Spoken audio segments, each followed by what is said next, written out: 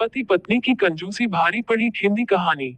एक शहर में बहुत ही कंजूस पति पत्नी रहते थे।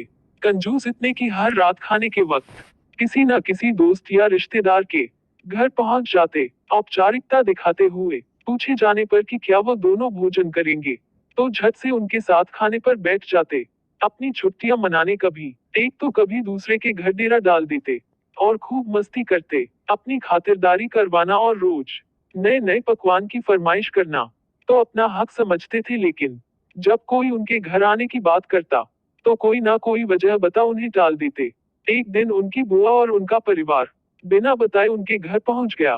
काफी देर तक गप्पे मारने के बाद कंजूस पति पत्नी को लगा का अब तो रात का खाना खिलाना ही पड़ेगा, मगर उनका कंजूस मन उन्हें खर्चा करने से रोक रहा था। तभी पति को एक उपाय सूझा। बुआ की तरफ देख पत्नी से बोला, आज बुआ बहुत दिनों बाद घर आई है, तुम जल्दी से और कुछ नहीं तो दाल चावल और साथ में मटर पनीर बना लो। मटर पनीर का नाम सुनते ही पत्नी परेशान, जब देखो मुंह उठा चले आते हैं। अब मटर पनीर पर इतना खर्चा करो, मन ही मन बुड़बुड़ाती हुई पत्नी जी रसोई में जा घुसी। पीछे पीछे पति महोदय भी पहुंच गए और अपनी योजना सुनाने लगे। देखो, तुम सिर्फ दाल चावल बना लो, लेकिन इन्हें ऐसा लगना चाहिए जैसे हम इन्हें मटर पनीर खिलाना चाहते हैं। पत्नी की समझ में नहीं आया तो पूछा, यह कैसे होगा कि हम परोसे तो दाल चावल पर उन्हें लगे कि हम उन्हें मटर पनीर खिलाना चाहते हैं।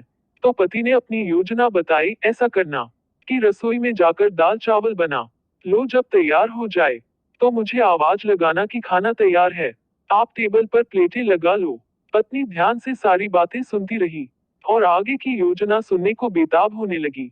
तब पति ने अपनी असली योजना बताई, जब मैं प्लेट लगा चुका रहूंगा तो तुम एक खाली कढ़ाई किचन के फर्श पर गिरा देना। तब मैं पूछूंगा कि क्या गिरा तो तुम जवाब देना। मटर पनीर की कढ़ाई गिर गई।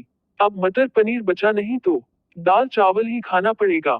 योजना अनुसार पत्नी दाल चावल बनाने लग गई और कुछ देर बाद पति को आवाज लगाई, खाना बन गया है, आप टेबल पर प्लेटें लगा दो। पति उठा और अलमारी से प्लेट लेकर टेबल पर लगाने लगा।